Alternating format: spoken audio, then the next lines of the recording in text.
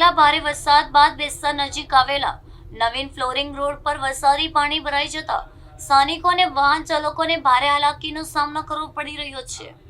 થોડા જ સમયમાં રોડ પાણીમાં ગરકાવ થઈ જતા વાહન વ્યવહાર ધીમો પડી ગયો હતો. અનેક વાહનો પાણીમાંથી પસાર થતા મુશ્કેલીમાં મુકાયા હતા. રાહદારીઓને પણ પાણી ભરાયેલા રસ્તા પરથી પસાર થવામાં ભારે તકલીફ પડી હતી.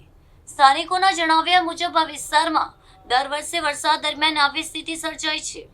પાણીના યોગ્ય નિકાલના અભાવે રોડ પર લાંબા સમય સુધી પાણી ભરાયેલા રહે છે, જેના કારણે ટ્રાફિકની ગતિ પર પણ અસર જોવા મળી હતી. કેટલાક સ્થળોએ વાહનોની કતારો પણ લાગી ગઈ હતી. સ્થાનિકોએ તંત્ર સામે પાણીના નિકાલની યોગ્ય વ્યવસ્થા કરવાની માંગ ઉઠાવી છે. વરસાદી પાણી ભરાવાની સમસ્યાને લઈને લોકોમાં નારાજગી જોવા મળી રહી છે.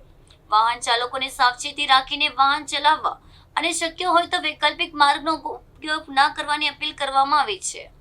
તંત્ર દ્વારા પાણીના નિકાલ માટે જરૂરી કાર્યવાહી કરવામાં આવે તેવી સ્થાનિકોની માંગ છે.